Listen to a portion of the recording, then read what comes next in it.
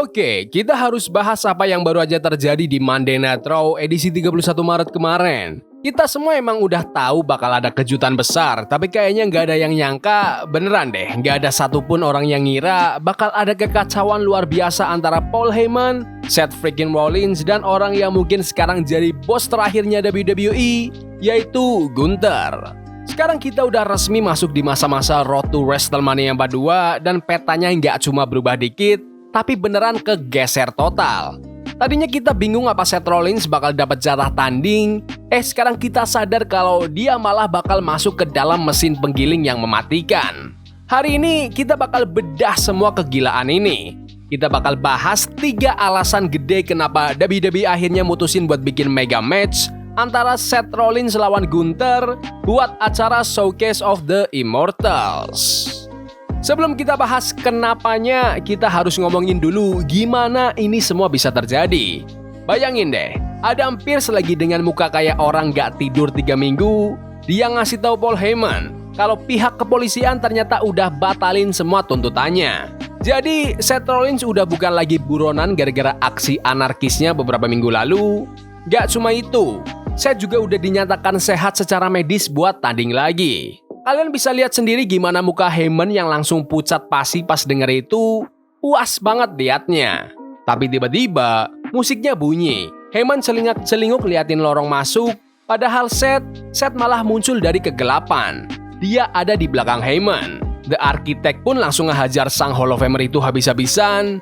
Heyman udah diposisiin, Seth udah siap-siap buat ngelakuin Storm. Tapi tiba-tiba Seth ditarik ke belakang. Penonton semua kaget, ternyata dia, The Ring General. Gunther nggak ngomong sepatah kata pun, dia langsung ngunci Seth pakai jurus andalannya, Sleeper Choke, dan Seth, orang yang biasanya bisa lolos dari apapun, langsung lemes nggak berdaya. Gunther berdiri di depan sang visionary yang udah tumbang, dia ngeliat ke arah logo raksasa WrestleMania, terus cuma nunjuk aja. Nggak butuh promo panjang lebar, nggak perlu acara tanda tangan kontrak segala, beberapa menit kemudian WWE langsung resmiin Seth freaking Rollins bakal lawan Gunther di WrestleMania 42. Tapi gimana sih awalnya kok bisa sampai ke sini? Karena kalau kalian nggak percaya, sebenarnya 2 bulan lalu rencana awalnya nggak begini. Yuk kita lihat alasan pertama kenapa pertandingan ini akhirnya terjadi.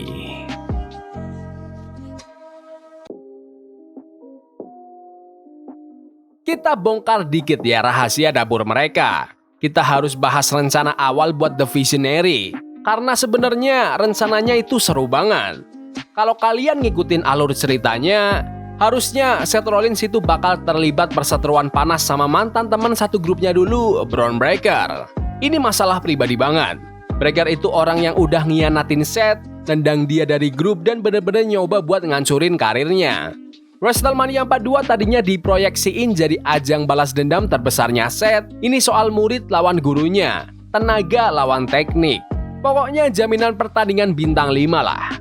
Tapi ya gitu, kutukan cedera tahun 2026 kejadian lagi. Bron Breakker ngalamin cedera beneran yang bikin Seth jadi nggak punya lawan tanding. Tim penulis cerita langsung putar otak. Rencana kedua, masukin Big Bronson Reed. Masuk akal sih, Reed itu monster, dia lagi hebat-hebatnya dan dia bisa gantiin peran itu dengan pas banget. Tapi terus, dan ini emang kayak nggak masuk akal, Bronson Reed juga malah cedera. Triple H akhirnya ke pojok. Kamu nggak mungkin biarin Seth Rollins, salah satu bintang paling laku, cuma diem aja di kantin pas WrestleMania. Kamu butuh pengganti yang nggak cuma sekedar ada, tapi seseorang yang bener-bener kerasa kayak ancaman buat main event. Pas kita lihat daftar pegulat yang ada, siapa lagi coba yang punya aura, intensitas, dan energi bos terakhir buat ngadepin Seth? Cuma sisa 1 nama di papan tulis.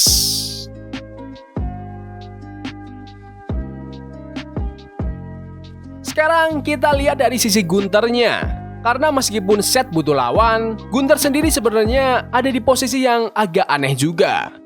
The Ring General udah ngabisin beberapa tahun terakhir buat berubah jadi juara interkontinental yang dominan jadi seorang pembunuh karir yang nyata. Dia itu tipe bintang yang gak cuma sekedar menang pertandingan, dia kayak ngambil sebagian nyawamu lewat setiap tepukan keras ke dada. Pas mau masuk ke WrestleMania 42, gosipnya udah kenceng banget. Orang-orang pada ngomongin pertandingan warisan versus dominasi. Gunther lawan Rey Mysterio. Coba deh bayangin dinamiknya. Underdog terbaik sepanjang sejarah bisnis ini lawan pegulat paling klinis dan brutal di era modern. Bakal jadi pertarungan seru di panggung paling megah. Tapi lagi-lagi, masalah cedera datang lagi. Rey Mysterio, sang Master of the 619, lagi punya masalah sama fisiknya. Di usianya sekarang, Rey emang harus hati-hati banget. Dan sayangnya, dia nggak bakal siap buat tampil di WrestleMania. Jadi sekarang posisi Gunther, orang yang udah setahun penuh jadi bintang paling nakutin di ruang ganti, nggak punya lawan buat diajak berantem. Kamu nggak mungkin cuma masukin dia ke pertandingan Battle Royale biasa. Kamu juga nggak bisa cuma masukin dia ke pertandingan tag team yang nggak jelas. Gunther udah ada di titik dimana dia butuh sorotan gede. Kalau nggak dikasih, itu namanya nggak adil buat penampil terbaik di perusahaan ini. Jadi, kita punya sang arsitek yang nggak punya rencana dan sang ring general yang nggak punya medan perang. Pertandingan yang udah ditakdirin banget buat terjadi kan? Tapi, ada alasan yang lebih mendalam dan lebih mendesak kenapa WWE harus ngelakuin ini.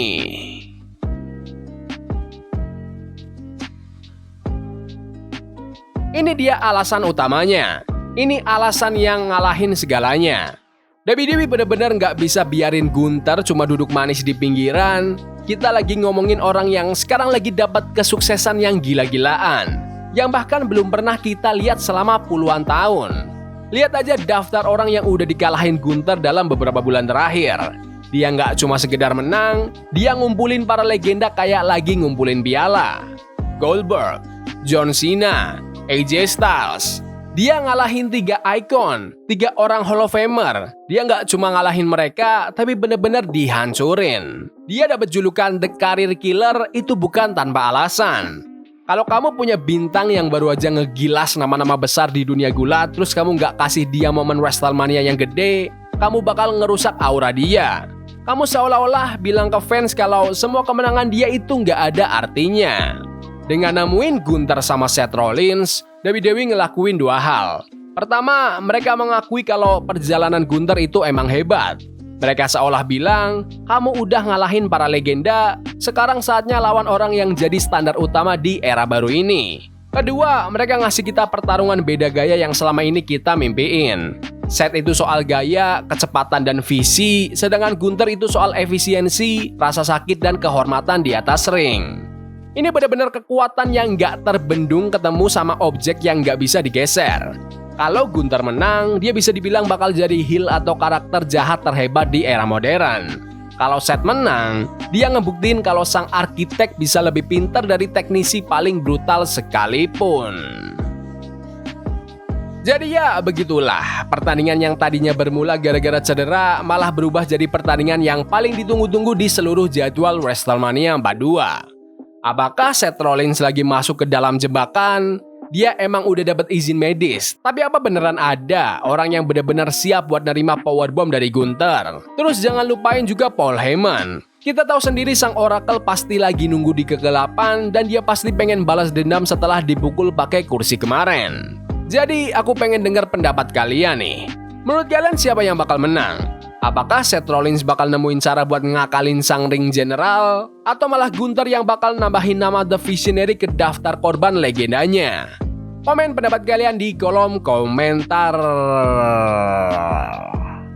Ya udah gitu aja video hari ini. Jangan lupa like dan subscribe ke channel ini karena gue pengen 20.000 subscribers di bulan ini. Tolong bantu.